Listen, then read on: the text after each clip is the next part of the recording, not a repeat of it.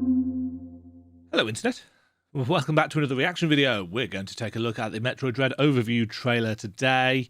Metroid obviously is one of my favourite game series of all time, and Nintendo are going ham on the promotion.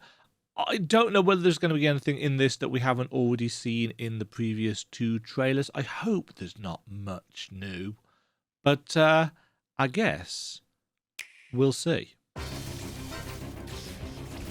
Oh, is it going to be super fast-paced again? Exploration and dread. I see what they've done there. An unprecedented threat is closing in on Samus. Metroid Dread. So they're going to talk us through it? The most powerful bounty hunter in the galaxy. Probably. Samus Aran. Ooh! Still got the fusion ship. The latest mission should explore the inner belly of a beastly planet. So proper 2.5D. Fast travel. This mission will take Samus to the as yet unexplored planet ZDR, which holds many secrets. We like Beneath secrets. The planet's surface lies a massive labyrinth of That distinct map, areas, though. caves to magma chambers, ancient forests, and underwater depths. Just pause there. I know a lot of people, when the first trailer came out, they were saying that it all looks very industrial. So strongly suspect that this bit of the trailer, at least, is in response to that critique. It's like, no, guys, we do have loads of other environments as well. At Samus's disposal is a powerful arm cannon, missiles, her jumping prowess, a new slide, and a brutal melee counter. It's interesting that she seems to have a double jump. As Samus continues to explore, she'll gain additional abilities. Nice. Cool little To certain walls and ceilings spider with a magnet. spider magnet. Morph into a ball to enter narrow passages with the morph ball. Move at high speed with the flash shift. So that's the dash ability. Lock on to multiple targets at once with the storm missile. With each ability you uncover as Samus, your exploratory options will expand. Ooh, that's the Eventually, Aeon Pulse. The whole planet will open up and be yours to explore at Grapple will. beam. The Shine Spark. abilities you gain Got can speed boost. also be used in combat against enemies, Which is the best thing about making them Metroids. versatile And in a fact, good number of Metroidvanias in general. situations. Red. Research robots called Emmy will track down Samus and attempt to capture her. Wow. Their bodies are I'm really covered looking with forward to tough these armor bits. that regular attacks cannot penetrate. If they capture Samus, It's it'll game reach mode. her end. Eek. Emmy hunt down Samus by detecting the sound she makes. And once one sees her, the real hunt begins. To Yeah. evade the relentless, These escape Emmy, sequences, I your think, are only going to be option very is to interesting. use Samus's abilities to avoid detection and escape. Ooh, Different lobby thing. types of Emmy with varying That's capabilities very green. lie in wait across Very the blue. planet ZDR. Very yellow. Deadly unknown organisms lurk in the dark. I cried. I Ruins just of a love how long-lost she's standing there. civilization litter the planet. And is the mysterious bird-like Chozo figure ally or enemy? What Or secret both. truths hide within planet ZDR? Beyond the mission, beyond the dread, what true terror lies in wait? You know, let's find out later. Kaboom.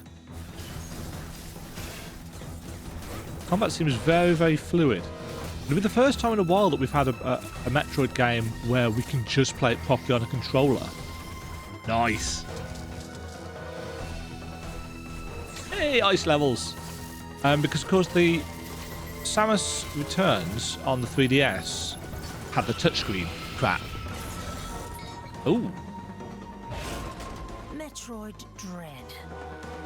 Not 10th of August. Plus, a Metroid Dread special edition that includes the game, 5 art cards, steelbook, and art book. I have got mine pre-ordered. Amiibo! amiibo! Players can use compatible Also got amiibo these. figures with the Metroid Dread game.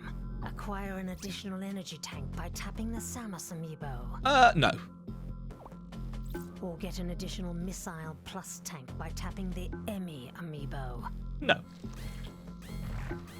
Tap these figures again to replenish a certain amount of the resources once per day. Possibly.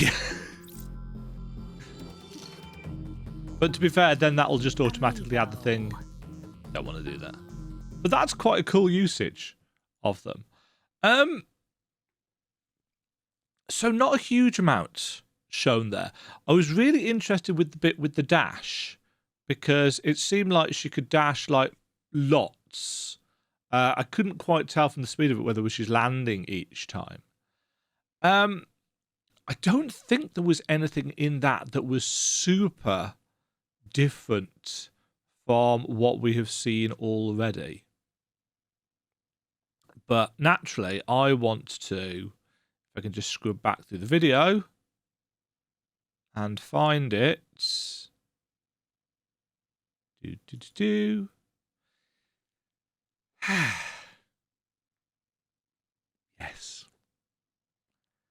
Yes. Yes.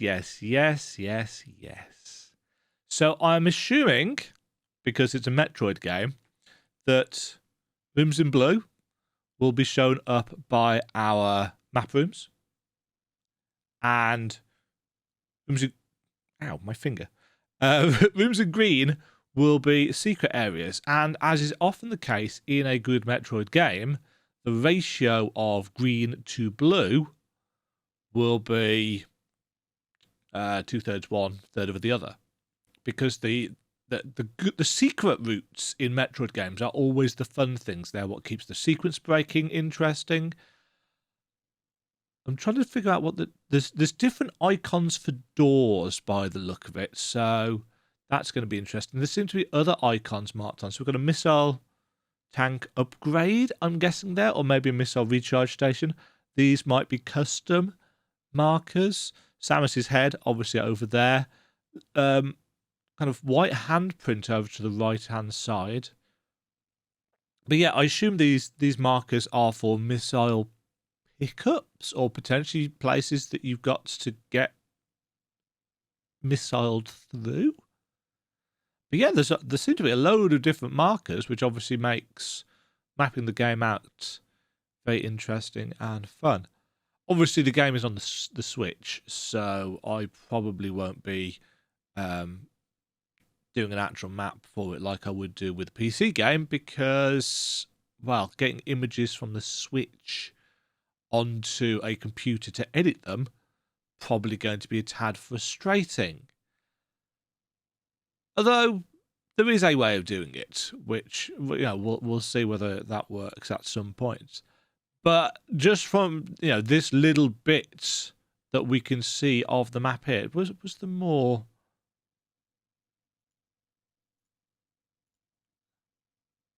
Yeah, it pans around. So there's a fair chunk shown there of just one area, obviously. I'm really interested in seeing how big Dread is. Obviously, Metroid games aren't actually that big. They've got a fair number of areas, but they're not huge games. You know, even with a casual playthrough, you can complete, I don't know, 0 missions, say, in about 5.5 hours. Something like that. They're not super long games. And it does make me wonder if after, you know, Hollow Knight, Grime, Fist even, which I've just finished playing, that took about 21 hours or something like that to 100%. I wonder what the kind of 100% first time is for something like Dread. Because Fusion, which is, I think, still my favourite of the Metroid games, albeit a little bit more linear than I would arguably like, I just think it has the best atmosphere. Fusion is not a big game, but of course Fusion was designed for handheld. This is designed for the Switch, which obviously has handheld features, And I suppose some people would argue, well, it's a dockable handheld console. I do wonder how large it's going to be. But this, if this is 20%, if this is the entire map for Arteria, it looks reasonably sized. I'm assuming actually that the two different colours are the bits of the room that Samus has actually explored in her cone of vision, and the slightly darker colours is just missed out, which again means that that they've really put some thought into how to best show your traversal and exploration of the area. This is mostly turned into a Demajen Talks About Maps episode. But to be fair, I mean, when it said it was going to show features, maps were the thing that I was quite interested in seeing. How expansive was it, and so on and so forth. This was really cool as well. Being able to see the different environments. So we've clearly got some kind of plant-based area here. And of course, the thing that I really love Metroidvanias for, and sci-fi Metroidvanias in particular, is their world building. Because when you look at the fantasy Metroidvanias, you tend to see a lot of the same things. You see medieval knights, you see dragons, you see gelatinous slimes a lot. You see crows and bats and Sahagin. With the sci-fi ones, you have the ability to go a little bit more weird and interesting and alien. Surprise. This is a complete by the by, but I watched the trailer for Project Eve for the very first time yesterday. Never heard of it before. It looks like a slightly Souls-like, slightly kind of celestial horror, I'm going to call it, or cosmic horror, one might argue, action game with, female protagonists and so on and so forth. And one of the things that I was really liking in that trailer were the creature designs and this post-apocalyptic Earth that they were going on, and this like religious overtones. I love that kind of stuff in games. It's why I love Blasphemous. It's why I like Bayonetta, although I still haven't finished Bayonetta. So creature design and world building. As a writer, I don't talk about this a huge amount anymore on YouTube because I don't do a huge amount of writing, unfortunately. I've been so busy with other things. But I am a writer. Books published and everything. So world building and that kind of stuff really floats my boat. That's why I like Metroidvanias as a genre. The exploration, the maps, the finding the different ways of getting through things, the seeing how they expand the world every time you get a new item. If you haven't watched Boss Key's video, the Boss Keys videos on Metroid world building, I highly, highly recommend them.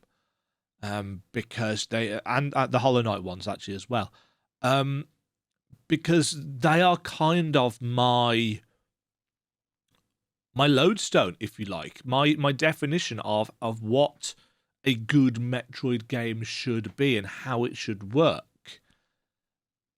They're kind of the pedestal on which is based. I mean, something like Castlevania Symphony of the Night is an excellent game.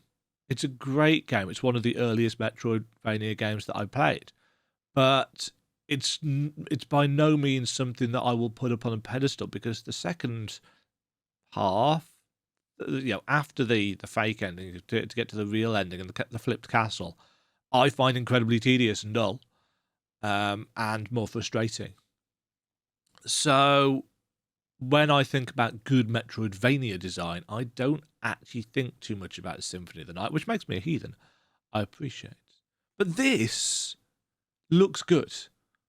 It looks like I'm going to have fun exploring it and figuring out, what's in the blanks and so on and so forth. And the abilities that we're getting seem very well thought out.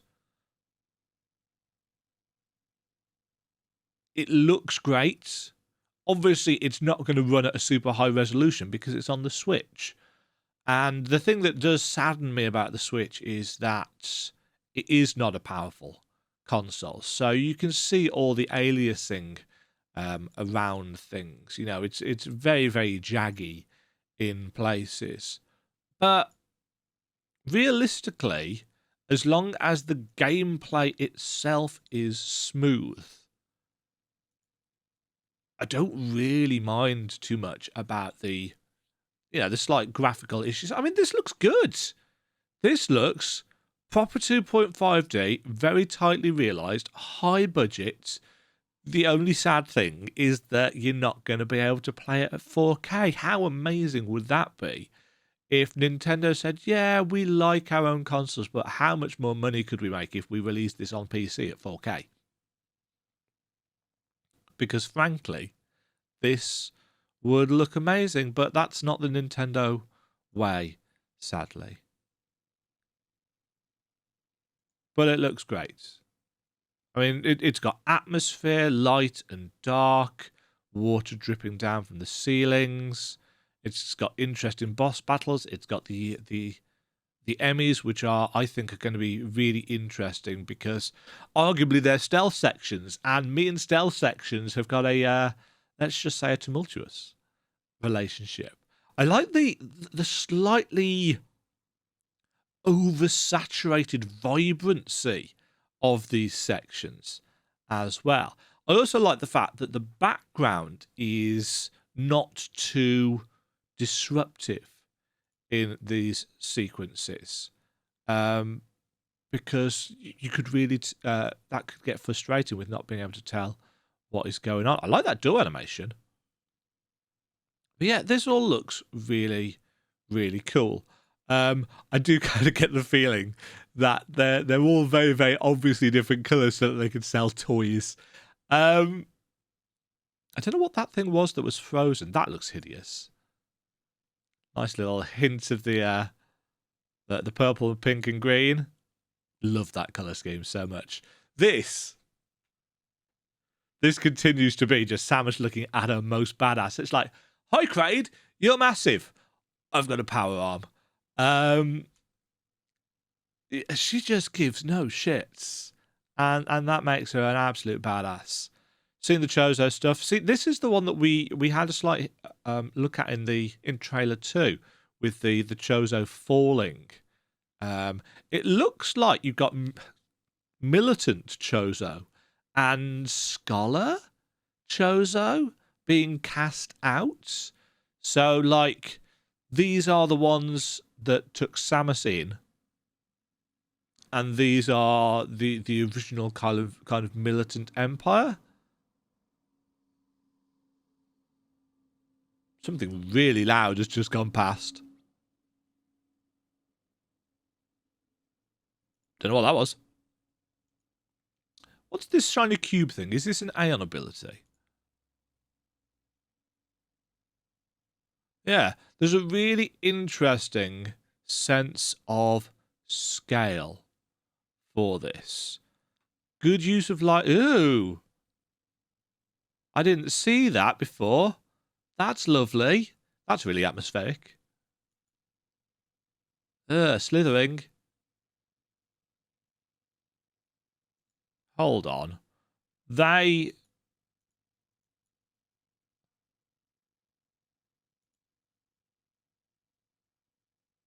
Are those the scenes from Samus Returns?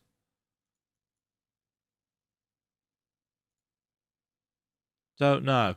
It looks like they hid some few things there in a very rapid... yeah, there was a very rapid display of stuff there. I wonder what that was. Yeah, this looks awesome. And I really, really hope it's good. Because obviously, in order to make sure it's not another 19 years until the next Metroid game, we need this to sell well. The problem is people oh, we do get to fight Kraid. Unfortunately, Nintendo has some interesting policies as regards its IPs, the streaming of them, and so on and so forth.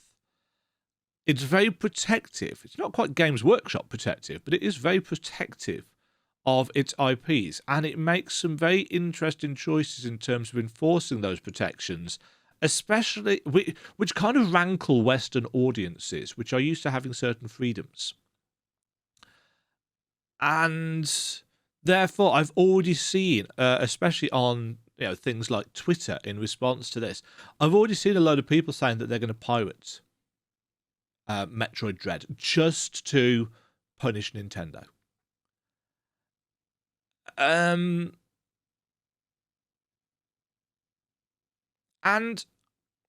that shows something about people.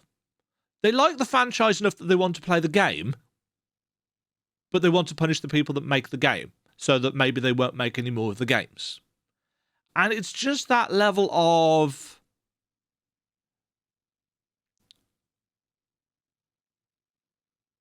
I don't know, just that level of self... What's the word I'm after? It's not self-criticising. Don't know. You're punishing yourself, essentially, because clearly you wanted to play the game. But pirate's going to pirate, whatever.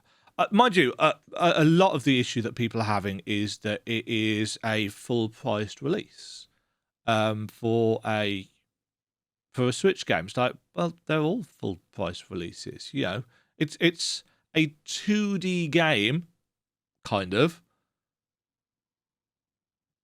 But I don't know. I just don't understand people, I think, is what it boils down to. It's in that regard. Yeah. I've talked for 22 minutes now, and I think, arguably, I have rambled more than I've done anything else, and I'm pretty certain everybody will have switched off the video by this point, because I know how retention rate statistics work. People will have just watched my reaction to the trailer, and then they'll have switched the video off. So to sum up my thoughts, 8th of October, cannot get here soon enough. It is less than a month away. I'm recording this on the 13th? Yeah, 13th of September today. Super duper looking forward to this. Obviously, I've already got the game pre-ordered and the amiibo.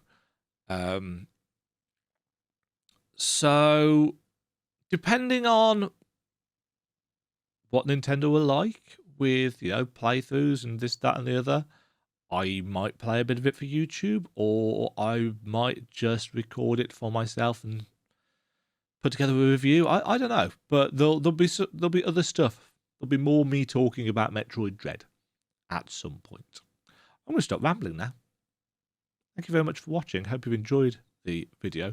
If you are interested in a Metroidvania that you can play now and you've got PlayStation, do check out Fist, Forged in Shadow Torch. It's all right. It's not amazing. It's got some bits that I think are mediocre, but its exploration is great. Its world building and design is great.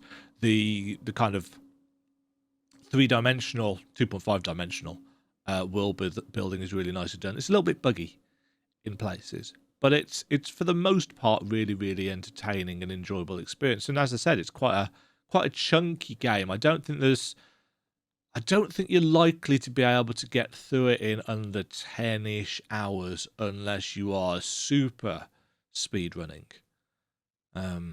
It's a substantial one. It's quite story heavy, although the translation requires a bit of work. Check that out, or check out Grime. Grime's a good one if you're after a Souls-like 2.5D. I've actually really been tempted to go and retry Shadow Complex.